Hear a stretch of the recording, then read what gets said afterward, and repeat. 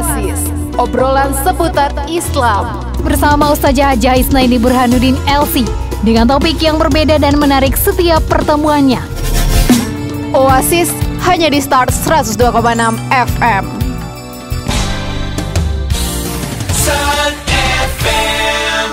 102,6 FM Secerisi Suara, satu kata penuh makna pasti selalu di hati. Kembali mengudara dari studio 1 lantai 2 gedung Start FM di Jalan AMD Lama Panyabungan. Siang Madinah siang sahabat Start FM, kembali lagi bersama kita di sini di program spesial sekali dalam satu minggu. Tepatnya di hari Jumat sahabat Start FM di formasi 11 sampai dengan 12 di program acara Oasis, obrolan seputar Islam. Dan bersama kita di sini telah hadir Ibu Haja Isnaini Burhanuddin LC. Selamat pagi Ibu, assalamualaikum. Pagi Feb. Waalaikumsalam warahmatullahi wabarakatuh. Alhamdulillah sehat ya Bu ya. Alhamdulillah sehat walafiat insyaallah. Yap, di hari ini kita akan membahas mengenai penentu amal ya.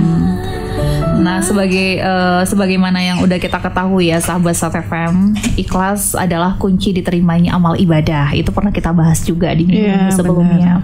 Dan niat adalah sebagai dasar atas segala perbuatan juga ya. Oleh karena itu setiap perbuatan manusia diterima atau tidak di sisi Allah sebatas niatnya. Maka barang siapa mengerjakan suatu pekerjaan niatnya murni karena Allah dan mengharapkan ganjaran di akhirat kelak gitu ya Bu ya. Nah, mengenai penentu amal ini, penentu amal terakhir gitu ya. Iya. Apa tuh ya penentu amal terakhir kita tuh sebenarnya apa tuh Bu? Iya, bismillahirrahmanirrahim. Assalamualaikum warahmatullahi wabarakatuh. Waalaikumsalam. Innal hamdalillah nahmaduhu wa nasta'inuhu wa nastaghfiruh wa na'udzu billahi min shururi anfusina wa min sayyiati a'malina. May yahdihillahu fala mudhillalah wa may yudlil fala hadiyalah. Asyhadu an la ilaha illallah wahdahu la syarikalah wa asyhadu anna Muhammadan abduhu wa rasuluh la nabiyya ba'dah. Amma ba'd. Alhamdulillah, qala Allah ta'ala fil Qur'anil Karim ba'da a'udzu billahi minasyaitonir rajim. Bismillahirrahmanirrahim. Wal akhiratu khairun laka minal ula. Shadaqallahul azim. Qala Allah ta'ala, qala Rasulullah sallallahu alaihi wasallam ya an Abdullah ibn Mas'ud ya radhiyallahu anhu qala haddatsana Rasulullah sallallahu alaihi wasallam wa huwa shadiqul masduq. Hadis ini yang diriwayatkan oleh Ibnu Mas'ud yang menceritakan ya bahwa Rasulullah SAW pernah menyampaikan sebuah hadis ya, dan beliau menyatakan bahwa Rasulullah ini shadiqul masduq. Shadiq itu adalah jujur atau benar ya, kemudian Allah pun membenarkan beliau gitu ya. Artinya kenapa? Ada kaitannya dengan lanjutan hadisnya nanti karena akan berbicara tentang dua hal yang goib ya, dua hal yang tidak semua manusia tahu tentang itu, bahkan ilmu kedokteran pun belum tahu tentang itu sedetail gitu ya. Shadiqul masduq ya, haddatsana Rasulullah SAW wa shadiqul masduq. Apa bunyi hadisnya? Apa matan hadisnya adalah inna ahadakum ya yajma'u khalquhu fi batni ummihi arba'ina yawman nutfah. Di dalam hadis ini ya subhanallah, ya, tadi kaitan dengan shadiqul masduq, Rasulullah menyampaikan hadis yang memang tentang keilmuan, ilmu tentang bagaimana bayi dalam kandungan ya. Kata Rasulullah, inna ahadakum, bahwa kalian gitu ya, bahwa di antara kalian ada salah seorang di antara kita semua gitu ya, bahwa manusia itu ia jema'u khalquhu, bahwa penciptaannya itu di dalam perut fi batni ummihi, dalam perut ibunya ya, arba'ina yawman nutfah, 40 hari dalam keadaan nutfah itu ya sperma ya kalau dalam ini bahasa biologinya. Nah, subhanallah, inilah yang disebut dengan Shadiqul Masduq, bahwa Rasulullah SAW itu tercatat sebagai Rasul yang ummi, yang tidak bisa baca gitu ya. Nah, begitu cerdasnya Rasulullah sampai, dan ini tentunya dengan petunjuk Allah, sampai beliau tahu bahwa penciptaan pertama, proses pertama itu adalah nutfah, ya, sperma 40 hari. Kemudian summa yakunu alaqatan misal zalik. Setelah sperma, ya, kemudian menjadi alaqah, ya, segumpal darah. Ya, setelah sperma menjadi segumpal darah dalam waktu 40 hari. Gitu ya. 40 hari sperma, 40 hari darah, summa yakunu mudghatan misal zalik. Setelah itu baru segumpal daging. Gitu ya. 40 hari nutfah, alaqah dan mudghah. Jadi berapa? 120 hari. Ya, 40, kemudian 120. Nah, setelah 120 ini kata Allah, kata Rasulullah SAW, ya, wa yu'mar bi arba'a kalimatin, ya, atau wa yu'mar bi arba'a kalimatin. Setelah 40 hari ini ditulislah, gitu ya, ditulislah takdir, ya. Ini cerita tentang takdir. Takdirnya apa saja? Bikat bi rizqihi, ya, Allah menulis tentang rizkinya gimana nih setelah 120 hari. Setelah 120 hari, ya, Allah menulis, ya,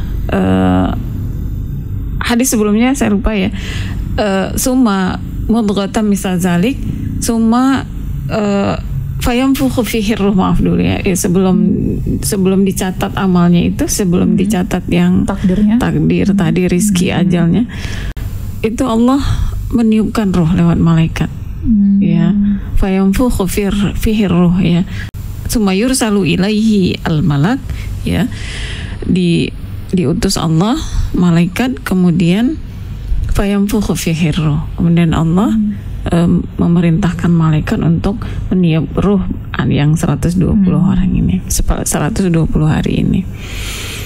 Makanya di dalam pendapat ulama berbeda pendapat mengenai boleh nggak aborsi, ya, setelah 120 hari ini, karena sudah ditiupkan roh. Apa boleh nggak sebelum 120 ini boleh aborsi, ya. Masing-masing pendapat ulama sebenarnya satu, kalau seandainya itu darurat, ya, membahayakan, iya, membahayakan ibunya, ya, membahayakan janinnya, gitu ya. Tapi sebenarnya itu memang betul-betul darurat, ya, sebelum 120 hari. Kalau setelah 120 hari itu sudah artinya membunuh, ya, aborsi yang dilarang oleh agama. Nah, ini dari dalil, bolehkah nggak sebelum 120 hari itu boleh gitu ya, diaborsi. Kadang kan kita nggak tahu, ya kan, kita ini ya khawatir dengan rizkinya, khawatir dengan kita, padahal kita belum ini, ya. Ini terkadang ada beberapa pertanyaan, ya, kalau kita pernah ini ditanya, dia nggak tahu, katanya tiba-tiba dia sudah hamil, sementara anaknya rapat, ya, kemudian kondisi ekonominya sulit, kemudian kesehatannya juga nggak memungkinkan, gitu ya. Padahal sebenarnya kalau memang dia memang subur, gitu ya, di masa subur, sebenarnya kalau dia memang tidak menginginkan itu, ya nafsu ini tadi, ya, karena nafsu ini tadi, kita cenderung untuk berhati-hati, jangan sampai kita termasuk orang yang membunuh janin kita. Itu yang penting. Kalaupun boleh, ya, memang betul-betul darurat, ya, jangan sampai ini jadi permainan kita, kan, permainan gara-gara hawa nafsu kita tidak bisa menahan, ya, sehingga anak yang masih yang sudah lahir itu misalnya baru 4 bulan gitu ya, berikutnya setelah 4 bulan atau 6 bulan lahir anak adiknya lagi, itu kasihan memang. Makanya dibolehkan untuk ini ya, keluarga berencana untuk keadaan yang seperti itu. Ya, keadaan yang seorang yang memang sebenarnya harus menjaga pendidikan anak-anaknya, kesehatan anak-anaknya. Karena kalau sudah masih 6 bulan kemudian dia susunya ASI-nya tidak penuh, tidak eksklusif misalnya, itu kan termasuk dari ASI eksklusif ini adalah termasuk dari cara kita untuk menurunkan angka stunting, ya kan? Kalau kita ingin anak kita tidak stunting itu kan cenderung anaknya pendek, kerdil gitu ya. Nah, caranya kita harus ASI, terutama ASI eksklusif 6 bulan itu. Dan memang itu memang sudah diperintahkan ya oleh Allah dalam surah Al-Baqarah. Kemudian Rasul pun sudah perintahkan untuk menjaga, bukan memang waktu di zaman Rasulullah nggak ada stunting gitu ya, tapi itulah cara seorang ibu untuk meningkatkan gizinya ya lewat ASI yang luar biasa sebenarnya. Tidak ada tandingan gizi ASI itu dari manapun gitu. Dan itu sebenarnya termasuk KB alami juga kan? Iya benar. Kalau kita kasih kalau ASI, sering memberikan ASI kepada anak-anak, pada bayi kita tentunya, itu juga termasuk cara kita untuk ya menjaga jarak anak kita. Semakin sering ya, semakin susu yang keluar itu semakin banyak kan. Itu yang pertama, anak pun semakin sehat, kita pun semakin sehat, dan kita tidak perlu ada gizi tambahan ini, ada beli susu tambahan ini, enggak sebenarnya gitu ya. Nah, inilah dari hadis ini ya setelah Allah memerintahkan malaikat wa yursalu ilaihi malak, ya malaikat Allah utus untuk meniupkan ruh, fayamfukhu fihi ruh, baru wa yu'mar bi arba'a kalimatin. Setelah Allah meniupkan ruh bagi seorang anak ini, yang bayi ini, janin ini, kemudian Allah menulis 4 bi arba'a kalimatin, 4 kalimat atau 4 catatan. Yang catatan pertama adalah bikats birizki, gitu ya. Nah, ini yang takdir tadi, ya kita nggak tahu. Ya, inilah yang disebut dengan ilmu gaib yang Allah tuliskan di Lauhil Mahfuz sebenarnya, gitu ya. Rizki kita gimana, ya, baik umur, baik ini ya, wa yumar bi arba'a kalimatin, yang salah satunya adalah bikats birizqihi wa ajalihi, ya, sa'idun saqiyun am sa'idun, ya, bahagia kita atau tidak bahagia itu sudah ditulis oleh Allah. Nah, ini yang pada akhirnya dia penjelasannya di hadis berikutnya, ya, fawallahi, kata Rasulullah bersumpah demi Allah, alladzi la ilaha illa ghairuh, yang tidak ada Tuhan selain Allah, ya, inna ahadakum la ya'malu bi amalin ahlil jannah hatta yakunu bainahu wa bainaha dzira fayasbiqu alaihi kitab fayu'mal bi amalin ahlin nar fayadkhuluha.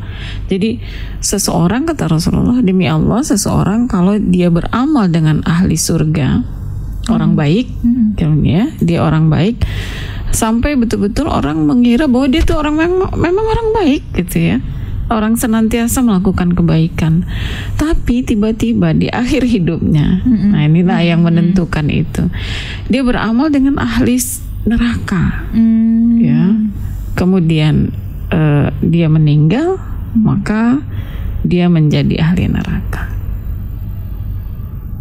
Sebaliknya, kata Rasulullah, ya, yang artinya ada seseorang yang memang dia terkenal jahat, gitu ya, dia memang betul-betul jahat, tapi tiba-tiba di akhir hidupnya dia beramal dengan ahli surga, beramal dengan kebaikan, ya, melakukan kebaikan, kemudian dia meninggal, maka dicatatlah, masuklah dia ke dalam surga. bukan berarti kita harus menunggu-nunggu amal itu ya, amal kebaikan itu ya. Tidak. Kita harus melaksanakan amal itu secara terus-menerus senantiasa. Karena kita nggak tahu ajal itu kapan. Yang menentukan amal kita tuh di akhirnya. Itu makanya di ayat Al-Quran beberapa ayat yang menyatakan bahwa wal akhiratu khairul laka minal, akhirnya itu yang lebih baik daripada yang pertama. Gitu. Dari sini kita bisa mengambil kesimpulan bahwa kita harus tetap berbuat baik, ya, karena kita tidak tahu kapan kita meninggal, kapan kita dicabut sama Allah nyawa kita, di mana, ya, dan umur berapa kita nggak tahu, ya, karena kita tahu ya ajal itu idza jaa ajaluhum la yastakhiruna sa'atan wa la yastaqdimun. Kalau ajal sudah datang, kita nggak bisa tunggu dulu atau saya duluan, nggak bisa. Ya, tidak bisa ditunda dan tidak bisa didahulukan. Ya, kata Allah dalam 2 surah ya yang menjelaskan tentang itu, tentang ajal. Allah tidak bisa menunda dan tidak bisa mempercepat ajal itu, gitu ya. Dan kita tahu kullu nafsin za'iqatul maut. Ya.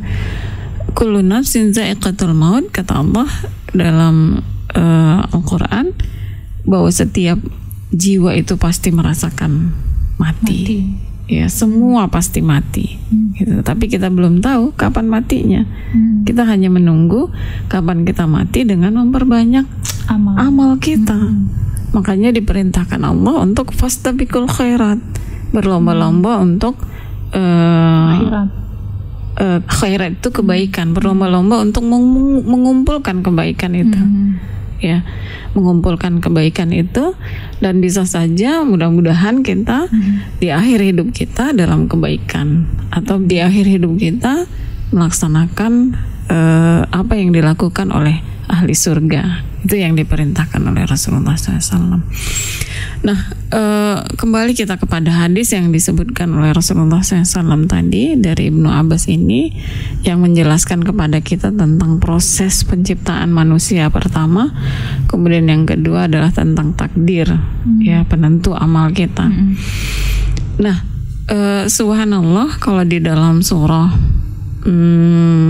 Al-Mu'minun ayat 14 itu sudah dijelaskan oleh Allah dalam tentang penciptaan manusia. Kalau kita melihat kembali sebagai seorang yang memiliki pengalaman sebagai seorang ibu, ya, kita juga harus belajar dari hadis ini bahwa proses-proses ini adalah proses penentu untuk golden age itu. Ya, anak kita mau baik, ya di sini. Anak kita mau sehat juga di sini, gitu ya. Di proses-proses penciptaan inilah seharusnya seorang ibu harus memperhatikan bayinya pertama sekali, gitu ya. Di umur 40 hari, ya, triwulan pertama kalau bisa dikatakan. Itu memang luar biasa cobaan, ya, bagi seorang ibu yang mual-mual, ya, sick morning namanya, ya kan. Udah kalau pagi kita kayaknya gimana gitu, perut mulas, ya, mual, kemudian malas, makan gak enak. Padahal disinilah penentu kita untuk bagaimana mengajarkan anak kita yang pertama ini, ya, di 40 hari pertama ini adalah bagaimana kita lebih sabar, ya, dalam cobaan-cobaan ini, sehingga anak kita pun nanti jadinya sabar. Ya, mungkin Feby pernah melihat, ini kok anak cengeng kali ya. Ini anak cengeng. Kadang gitu, memang bisa tercetus ya dari mulut kita. Ini anak cengeng. Coba kita perhatikan waktu kita ya mengandungnya, kita cengeng enggak? Nah itu. Yes. Ya, artinya kitalah yang pertama menjadi tauladan anak kita, mencontohkan anak kita di triwulan pertama ini, gitu ya. Terkadang banyak, ya, jangan kita salahkan anak kita 100% bahwa dia cenderung kita bilang ini kok anak nakal gitu ya. Ya, nah ini juga termasuk dari bagaimana peran seorang ibu dalam mendidik anaknya dengan baik gitu. ya kita juga bisa melihat ini anaknya gini, ini anaknya gini, ya kita juga melihat ini waktu hamil nih gimana gitu ya. Nah ini padahal disinilah memang ya proses pendidikan mereka sebelum memang kita juga, sebelum mereka ini juga ya, sebelum menjadi ini semua ya, kita juga harus pertama sekali memilih bibit yang benar. Gitu di situ ya. intinya ya. Bibit yang benar. Kalau orang tuanya soleh, maka anaknya juga akan soleh, insya Allah. Tapi jadi tidak jauh-jauh lah. Nggak jauh-jauh karena cucuran atap itu kan nggak ke tetangga ya kan. Ya, cucuran atap itu pasti ke bawah. Nah di sini tapi kita bisa merubah itu. Iya, ya itulah tadi bagaimana kita sebagai seorang ibu, ya walaupun memang misalnya katakan terlanjur gitu ya, kita juga harus jangan sampai dia ini. Kita kan semua pasti begitu, jangan sampai anak-anak kita ini seperti kita. Kita ya, berharapnya begitu. Harus lebih dari kita, gitu ya. Saya pengen anaknya seperti kamu gitu, salah gitu ya. Anak itu lebih dari kamu gitu ya. Artinya itu keinginan kita, harapan dan doa kita. Anak ini harus lebih dari kita. Nah disinilah bagaimana kita mendidik anak kita itu di proses 3 bulan pertama ini. Kalau kita sabar, insya Allah anak-anak yang kita didik, yang kita kandung ini adalah jadi sosok yang sabar. Kalau kita cengeng di sini nih, kita tahu ya kenapa cengeng, kita menurunkan hawa nafsu kita, pengennya tiduran, pengennya segala kemauan kita diturutin. Saya kok pengen ini, pengen itu gitu ya, pengen durian, duriannya harus durian hutan misalnya. Itu sebenarnya nggak ada kan, cuma nafsu-nafsunya aja gitu. Artinya ketika kita, ya itu tadi ya, ketika hawa nafsu ini kita jadikan ya kata Allah Tuhan gitu ya. Kalau seseorang itu menjadikan hawa nafsunya sebagai Tuhan, maka dia akan dikendalikan oleh hawa nafsunya gitu. Ya begitu juga dengan kita yang lagi hamil, pengen ini ya, pengen belum lagi kita memang komersil melihat iklan di TV ya, pengen ini, pengen itu gitu ya. Nah ini kita jadi korban sebenarnya, korban iklan. Nah disinilah kita bagaimana menata diri kita untuk melawan hawa nafsu kita, ya. Karena Rasulullah sebutkan dalam Al-Quran disebutkan innan nafsa la'amaratum bisu. Ya, nafsu itu, hawa nafsu itu cenderung kepada keburukan sebenarnya kalau kita turuti. Ya.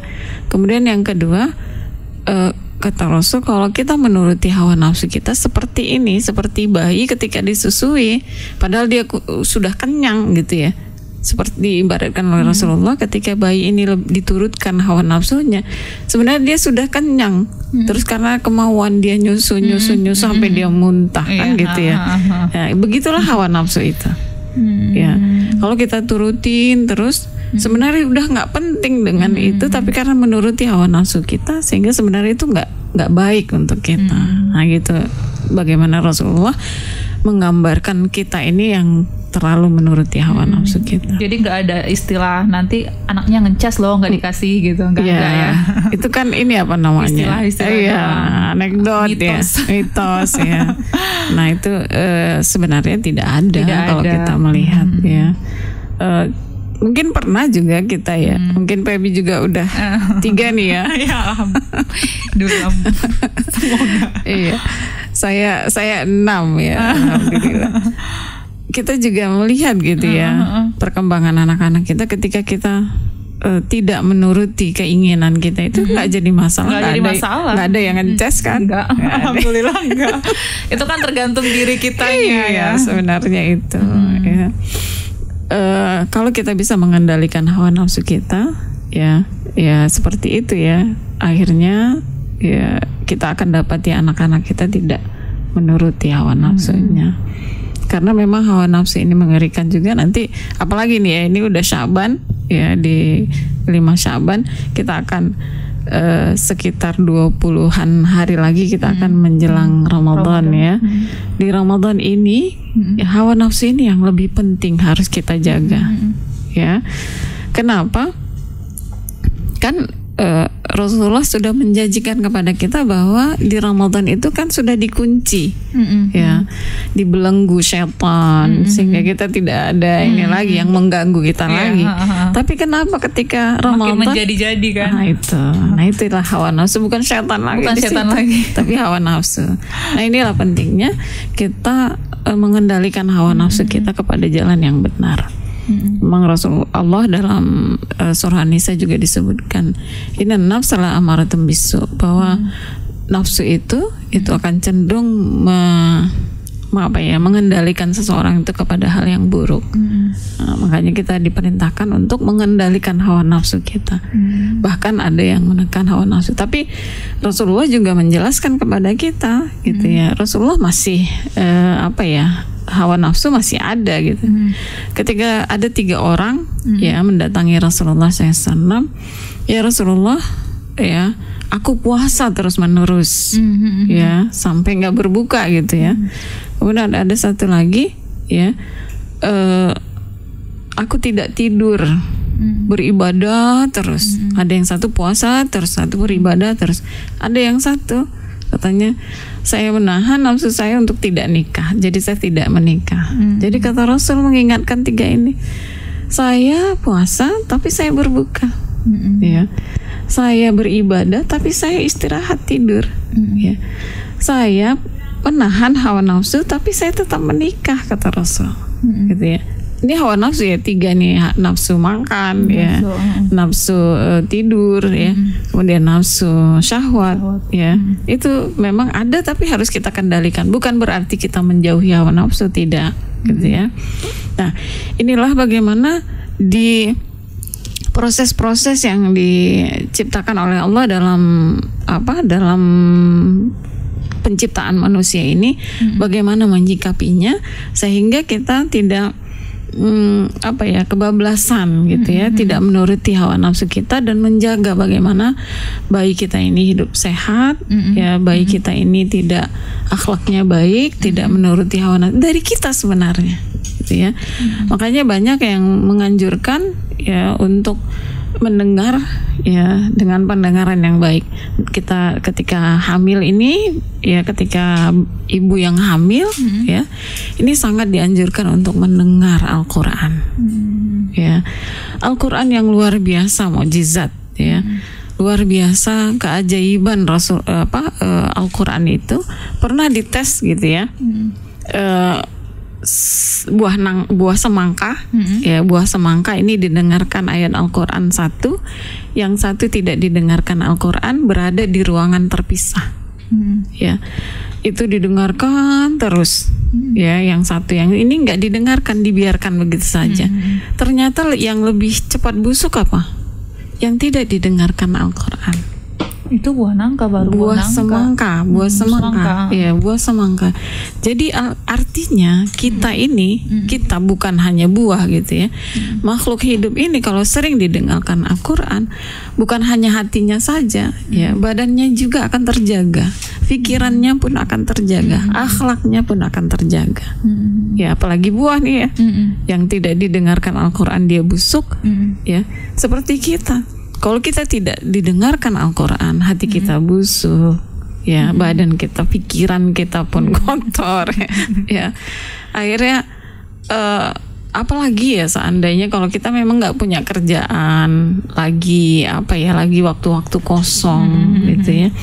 Cobalah apa yang kita lakukan kalau seandainya kita tidak pikir kepada hal yang positif, ya, pasti pikirannya negatif. Ya, sehingga orang yang kosong, waktunya kosong itu sering dipergunakan ya hal-hal yang lain, ya, terutama menggosip, ya kan. Nah, ini ya, na'udzubillah. Dan saatnya kita masuk di bagian akhir ya, di kesimpulan tema kita untuk hari ini, yaitu penentu amal. Yang perlu kita catat bahwa dalam hadis yang keempat ini menjelaskan kepada kita bahwa hanya Allah lah yang mengetahui apa yang ada di rahim ya. Artinya walaupun memang beberapa dokter paham tentang ini, tentang proses atau tentang bagaimana bayi di dalam rahim, tapi tentang takdir ya, anak itu apakah dia selamat atau tidak, atau sehat atau tidak, cacat atau tidak, itu hanya Allah yang tahu. Walaupun memang dokter bisa prediksi doang. Ya. Yang kedua, Feb, tentang rezeki, ajal, ya kita baik, ya, bahagia atau tidak, itu ada juga termasuk dari apa yang ditetapkan oleh Allah. Jadi kita nggak tahu rezeki kita gimana, ajal kita di mana, apakah kita bahagia atau tidak, itu hanya Allah yang tahu. Tapi bukan berarti bahwa apa yang kita nggak tahu ini udahlah nggak usah lagi diusahain, pasrah, bukan begitu. Tapi segala sesuatu itu kita bisa usahakan. Ya, misalnya tentang rizki gitu ya, Allah sudah tetapkan. Kita nggak tahu apa ketetapan Allah tentang kita, tapi kita disuruh Allah, diperintahkan Allah untuk berusaha. Ya, kita nggak tahu apa yang di Lauhil Mahfuz sana, catatan amal kita, catatan rizki kita nggak tahu, tapi kita tetap berusaha ya, karena kita diberikan pilihan, ya diberi pilihan untuk Allah. Kalau mau bahagia ya berusaha, ya. Kalau nggak mau bahagia ya nggak usah berusaha, kan gitu. Ya itu dari logikanya. Yang keempat, bahwa walaupun memang manusia tidak mengetahui takdirnya yang memang sudah ditetapkan, ya, maka kita tidak boleh pasrah dari takdir. Ya, apakah kita bahagia atau kita tidak bahagia atau sengsara, ya itu memang sudah ditakdirkan oleh Allah. Ya, itu jadi maksudnya ya bahwa memang dijelaskan oleh Allah, walaupun memang Allah sudah menuliskan kita empat itu tadi.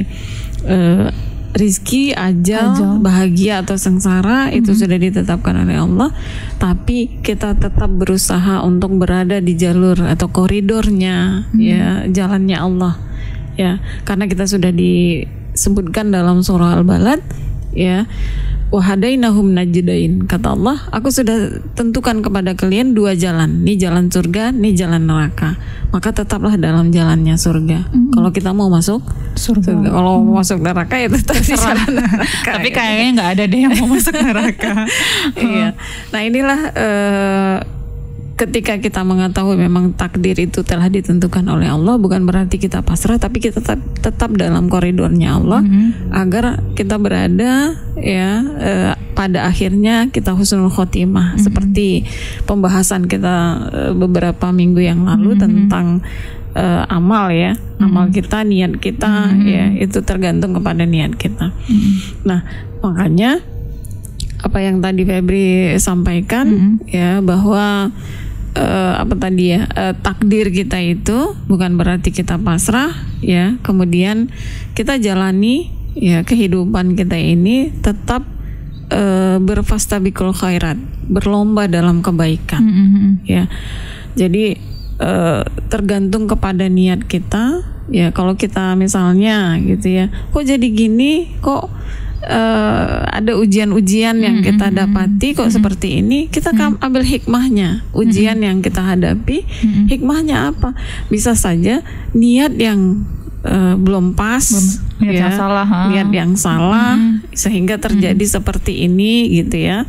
Bisa saja. Nah, kalau seandainya niat kita belum sempurna, maka perbaharui niat kita ini, walaupun di tengah jalan kita harus perbaharui, sama dengan sholat, gitu ya.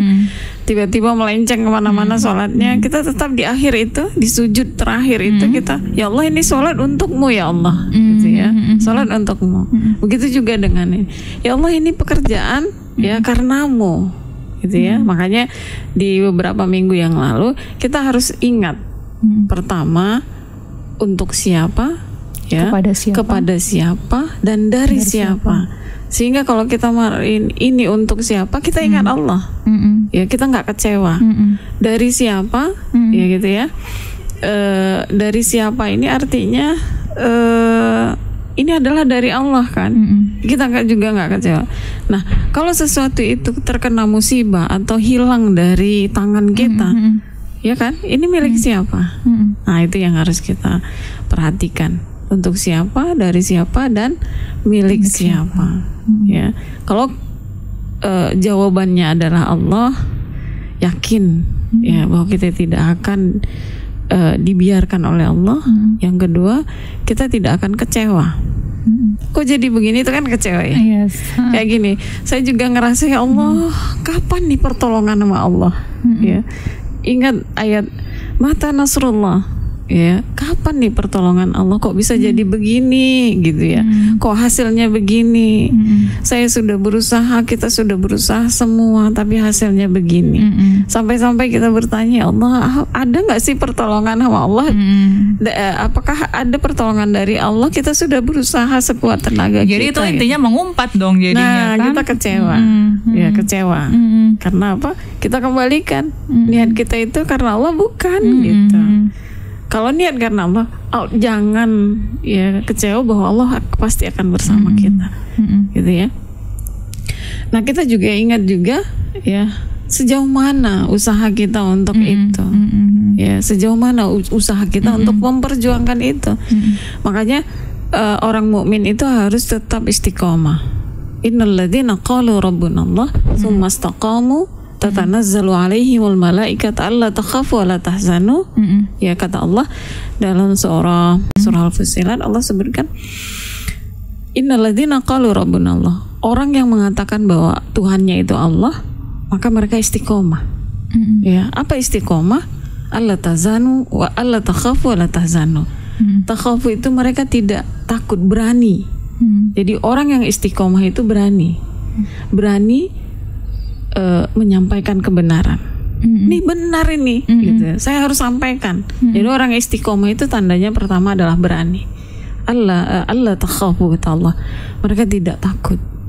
Ya, orang istiqomah itu yang menyatakan bahwa Allah itu adalah Tuhannya, dia adalah istiqomah. Istiqomah itu tadi Allah takhafu, kata Allah. Mereka tidak takut. Mereka berani menyuarakan kebenaran karena mereka tetap istiqomah. Ini benar, gitu ya. Yang kedua, ya wala tahzanu. Ya, mereka tenang. Ya, tenang. Tenang itu artinya nggak gerasa-gerusuk, nggak mudah diprovokasi, gitu ya. Itu tidak akan mudah kalau mengatakan bahwa Tuhannya itu Allah. Mereka istiqomah, nggak akan ada ya, orang yang istiqomah itu berani diprovokasi. Dan yang terakhir adalah optimis. Ya, wabshiru bil jannah. Ya, optimis bahwa Allah akan memberikan mereka itu surga. Ya, optimis bahwa kemenangan itu pasti ada. Walaupun nggak sekarang, mungkin yang lain, karena udah janji Allah kan. Wa absyiru bil jannah. Allah sudah menjanjikan kepada kita. Ngapain kita nggak optimis? Ngapain kita pesimis? Ya, kita pesimis berarti kita tidak menyatakan bahwa Allah itu Tuhan kita. Gitu. Kita tetap pertama kita berani, ya, berani, tenang dan optimis, gitu ya. Jadi itu ya. Ya, itu saja. Baiklah, sahabat Start FM, waktu kita sudah habis ya untuk Oasis kita hari ini, dan terima kasih Bu nih dengan ilmunya di hari ini. Semoga kita bisa mengamalkannya dan semoga kita termasuk ya dalam orang-orang yang istiqomah tadi. Amin. Ya. Dan semoga kita nanti juga dipanggil dalam keadaan husnul khotimah ya.